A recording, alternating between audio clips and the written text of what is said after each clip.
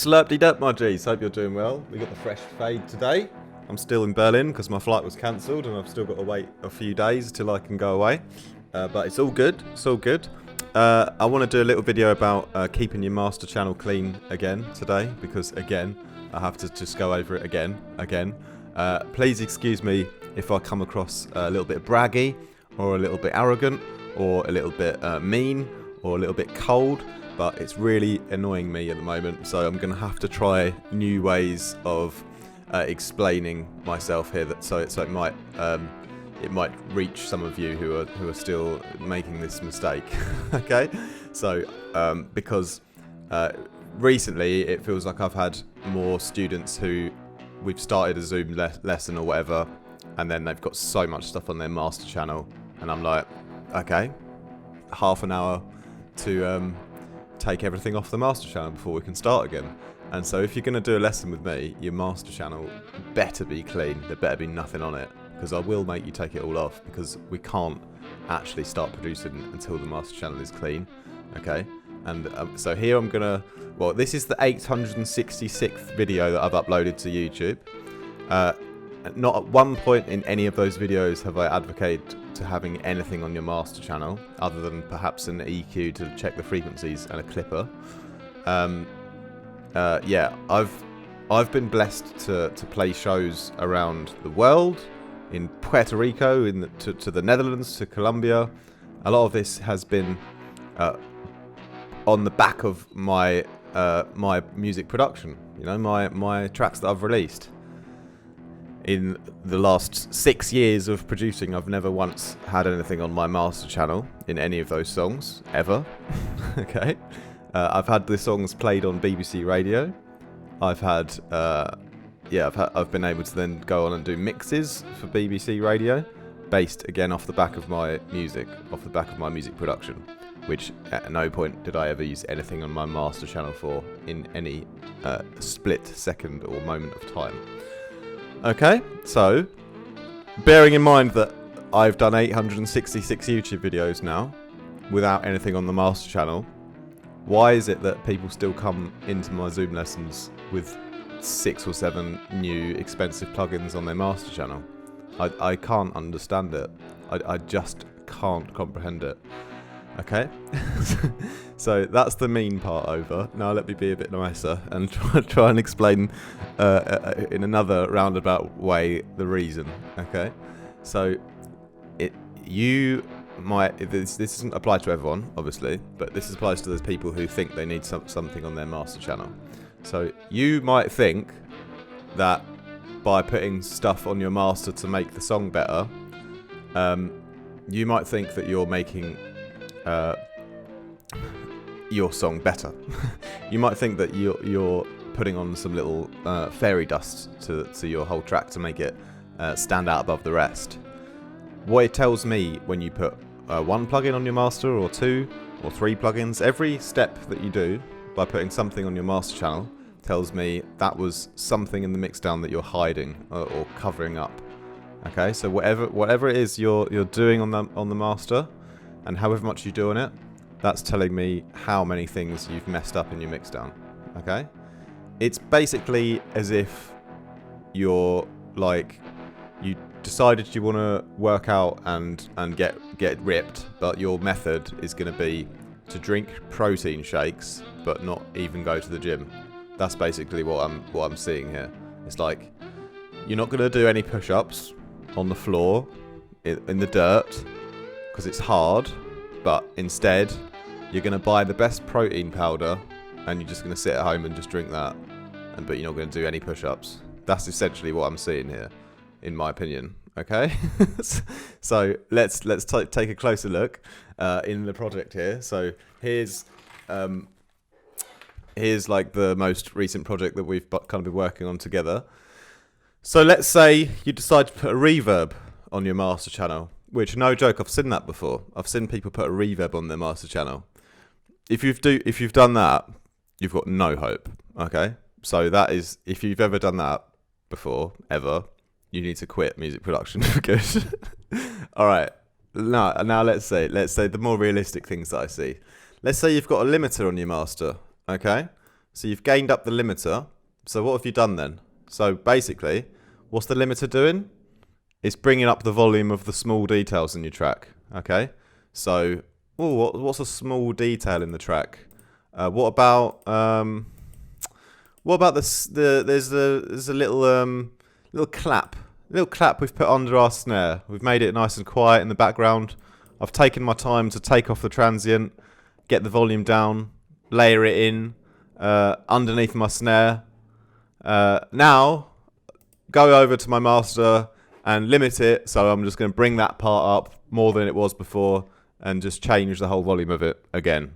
So everything I did before with all the little details, I'm now deciding, okay, it's not good enough anymore. I've got to change it all at once with a limiter.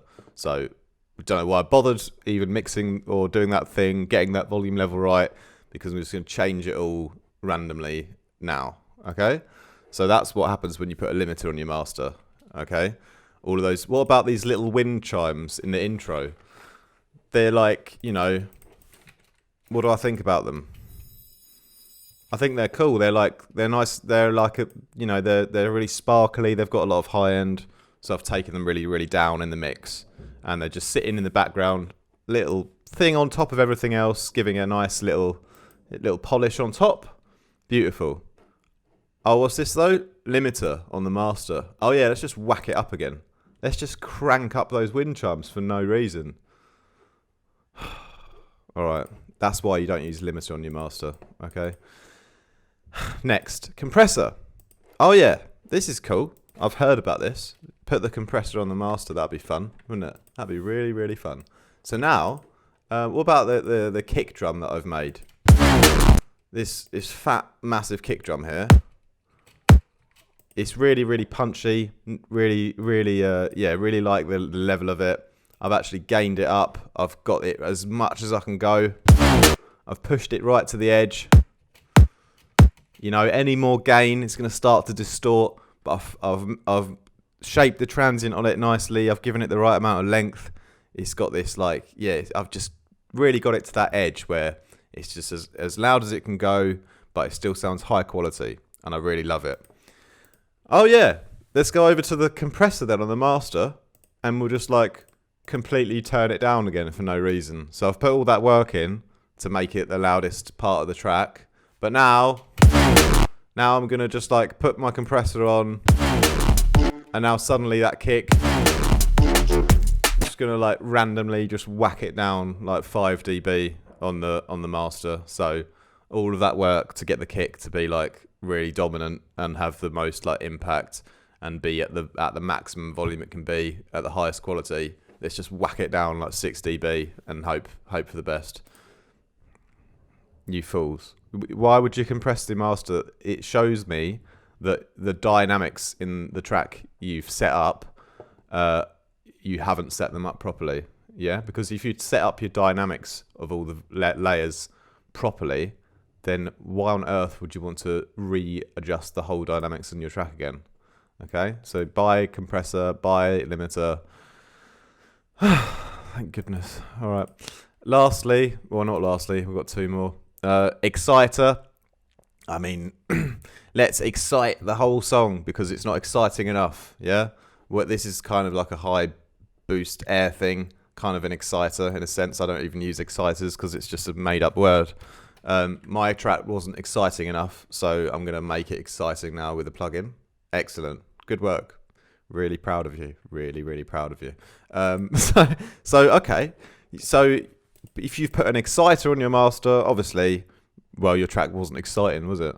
So make a more exciting track then. So I realise I'm still being a bit mean here. I do understand. No, actually, I don't understand why you put on anything on your master, other than just trying to shortcut things. There's no other reason. Let's say your bass is, the bass is here, All right. Maybe my basses could be more exciting, okay? So let's put the exciter on the bass group, yeah?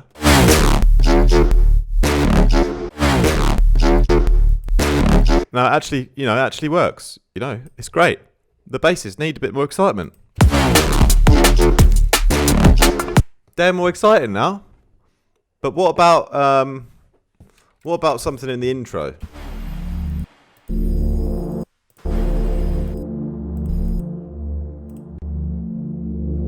What about this sort of soft, like low passy kind of pad thing? Is that supposed to be exciting? Is that supposed to have excitement on it?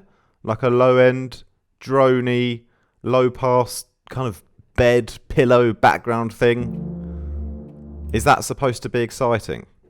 If the answer is no, then why on earth are you putting an exciter on your master? Because you're going to excite the pad. Or what else are you going to try to excite? You're going to try and excite like a, I don't know, what other sound? What other sound just doesn't want to be excited? Hi-hats. What about...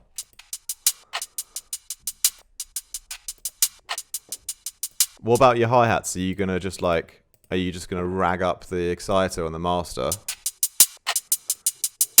And then get those transients to really cut our ears and make them bleed again? Is that what you're trying to do by putting an exciter on the master? Yeah? You're gonna overcook all of those cymbals again that you've mixed down before.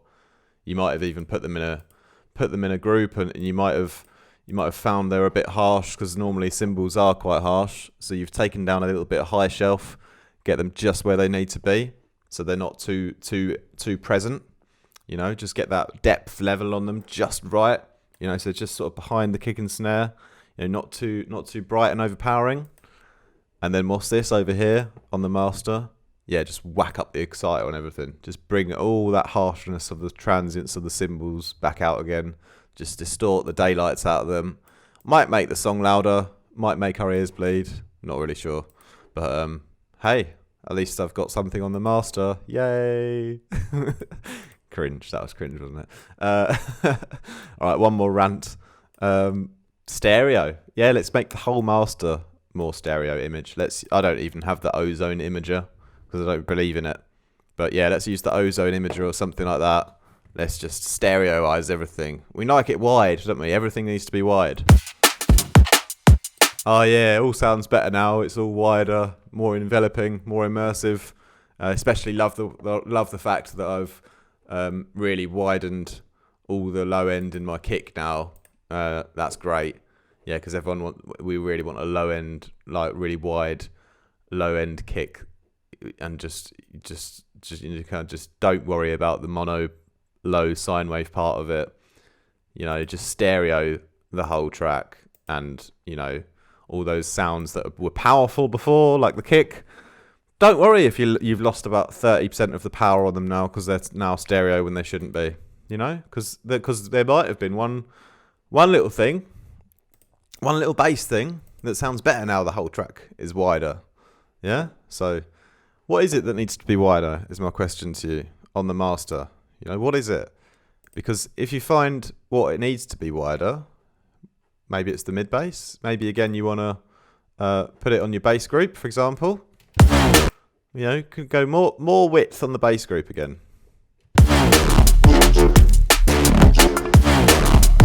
Now all of a sudden the bass is nice and wide, but the drums are still a bit mono, and you've actually got more separation between the two. So you've actually improved the stereo image by creating a more obvious separation between your groups and your elements. Okay, so bringing this video to a close. Yeah, these little things that you're trying to do in the master, they allude to something that you haven't done right in the mix, each one of them.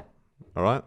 The limiter alludes to the fact that you haven't balanced those little details in your mix to their optimum level, because you can do that by yourself, by ear. You don't need a limiter to bring them all up again when they don't need to be that high.